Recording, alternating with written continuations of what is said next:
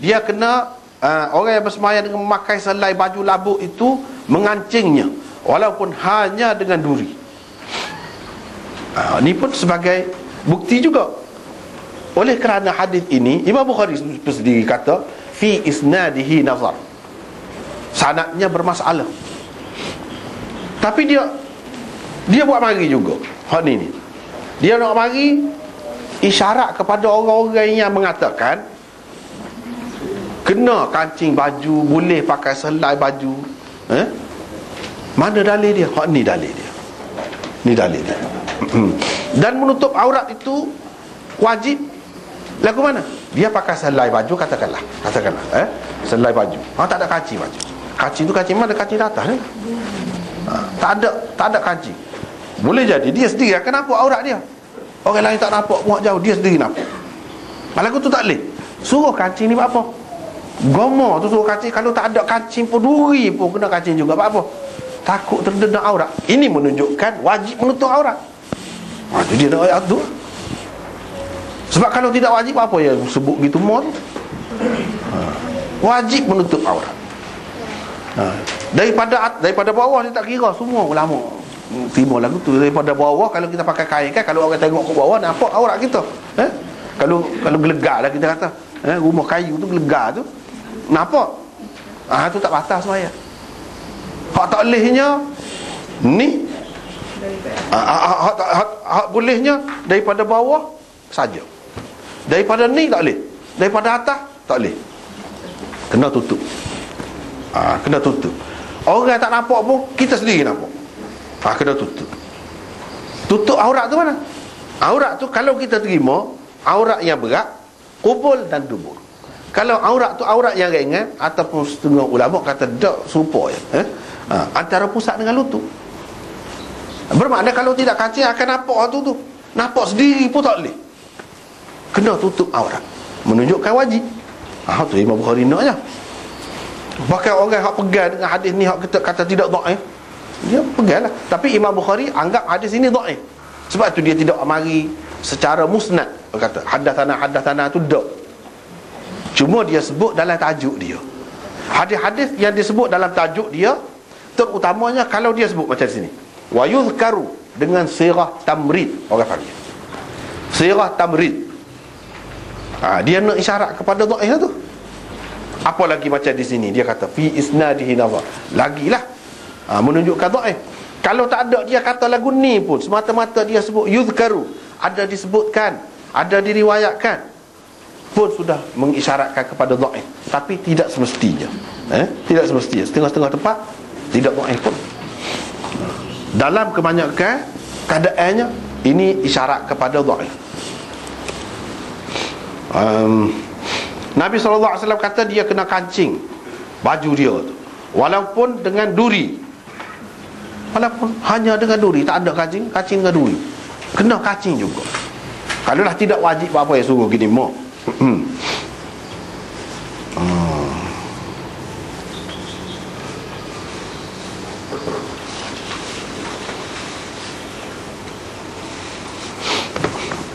Lepas tu kita tengok nota nota di sini.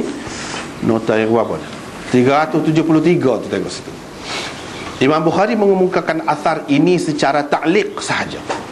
Secara ta'liq tu dia tidak sebut sanad dia yang lengkap, tak ada. Jom kita tengok sini kan. Wa yuzkaru an Salamah bin al-Aqwa'. Terus daripada sahabat Nabi. Mana sanad dia? Tak ada sanad. Itu orang panggil sebut hadis secara ta'liq. Itu yang pertama. Itu pun dengan sirah tamrid. Selain secara ta'liq, dengan sirah tamrid pun. Sirah tamrid ini dalam bentuk fi'il tu, kata kerja tu lah, dalam bentuk bina majhul, orang panggil. Macam sini yuzkaru. Kalau yadhkuru tu bina ma'ruf, orang panggil. Ini yuzkaru. Ataupun kalau fi'il madhi, dhukira, yuqalu. Kalau madhi dia qila. Itu sirah tamrid. Dia guna setiap cara dia tu kan, dia ada maksud dia. Itu yang istimewanya. Dia ada maksud dia. Ini kalau semata-mata boleh bahasa Arab, apa tak boleh, tak akan faham. Dia kena ada kaedah dia. Ini orang panggil sirah tamrid. Sirah tamrid ni kalau Imam Bukhari, apa maksud dia? Itulah maksud sirah tamrid. Asar ini diwasalkan oleh Ahmad.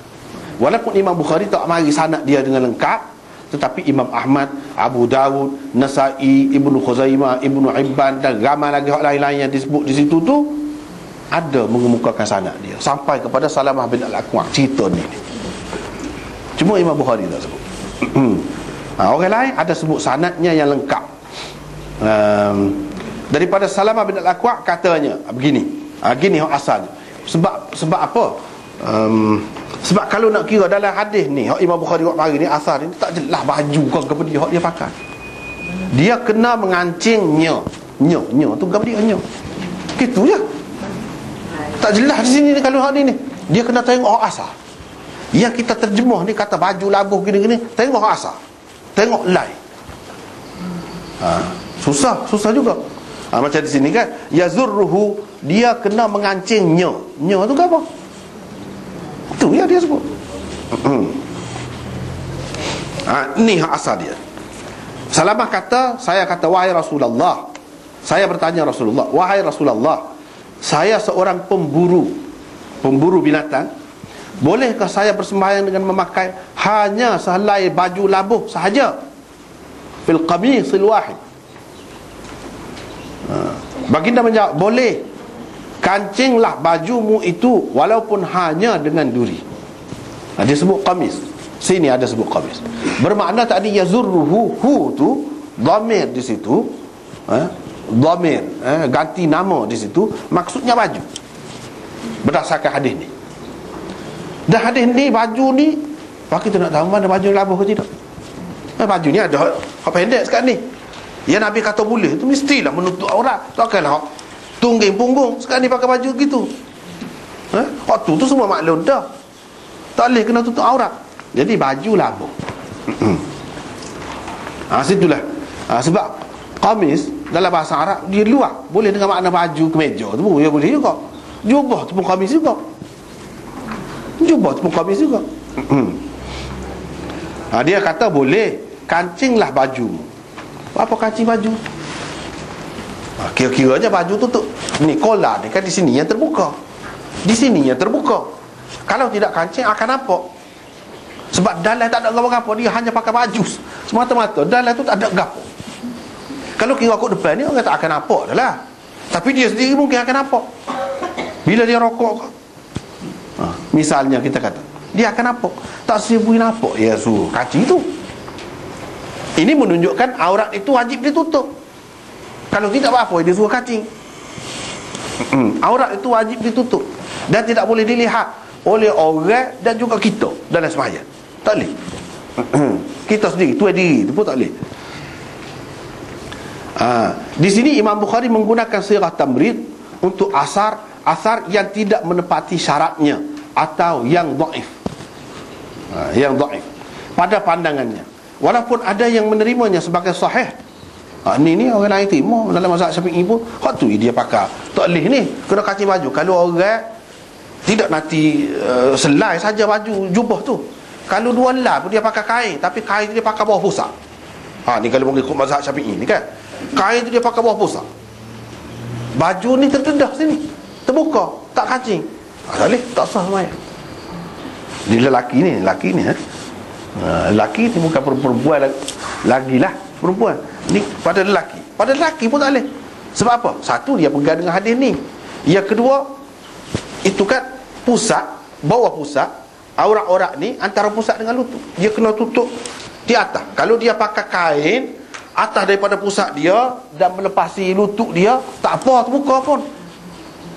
Sebab dia pakai kain sudah tutup aurat dia dan ini masalahnya dia pakai baju saja. Bila pakai baju saja tak tutup sini, akan nampak pusat dan seterusnya bawah tu boleh nampak. Imam Bukhari tak saya terima hadis ni sebagai sahih, walaupun ada orang lain yang terima sahih. Ini menunjukkan masalah hukum sahih, tidak sahih, hasan, dhaif dan sebagainya, ini mengikut ijtihad masing-masing. Ijtihad, masalah ijtihad juga. Macam di sini. Ada yang menerima sebagai sahih hadis ini seperti Ibnu Hibban dan Hakim. Ada lah salah kata. Ni Hakim ni kecil pula. Bahasa Melayu tak boleh gitu kan. Kena besar baik lah. Hakim, bukan tu Hakim tu, Hakim nama orang ni kena besar lah kalau bahasa Melayu. Kena huruf besar lah. Salah. Selepas mengemukakannya, Bukhari mengatakan sanadnya bermasalah. Fi isnadihi nazar, kerana di dalamnya ada seorang perawi bernama Musa bin Ibrahim Al-Makhzumi. Itu sebabnya.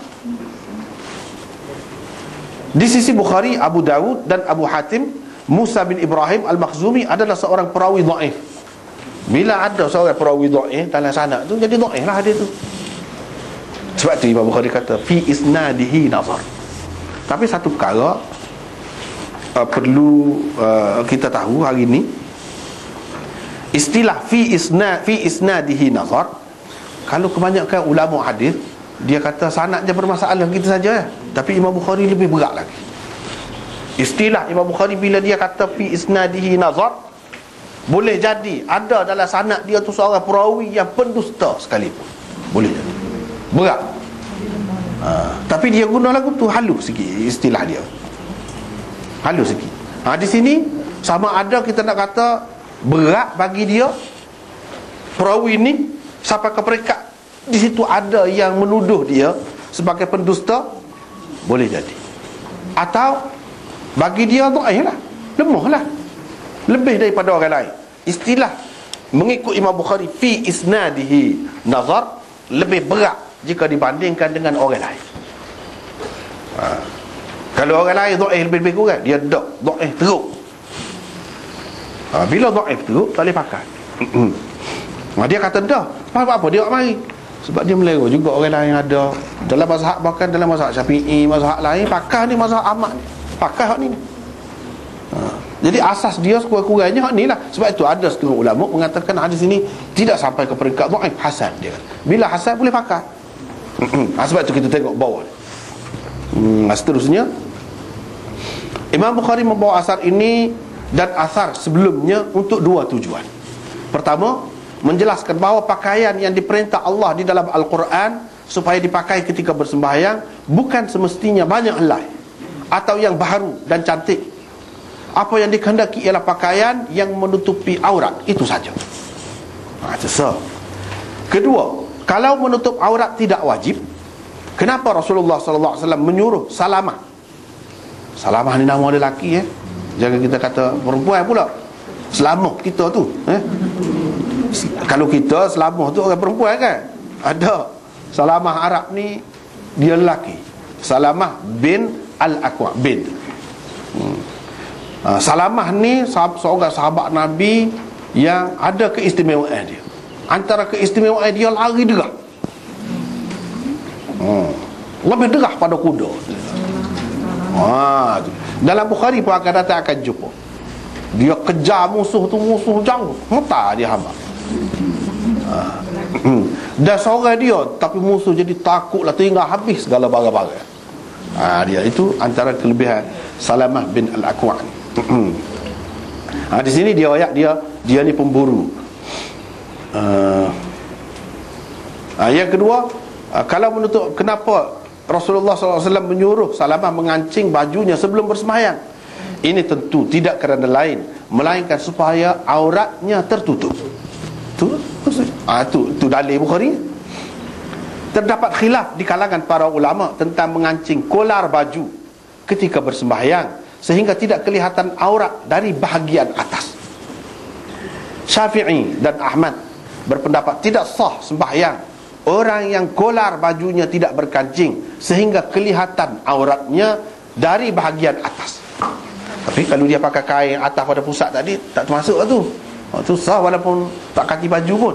Ni kalau dia pakai kain tapi di bawah pusat, ataupun dia tak pakai kain langsung, dia pakai seluar spendo, kau kita kata ada. Seluar spendo tu tidak menutupi aurat juga mengikut Syafi'inya. Lepas tu kancing tak kancing, kolar.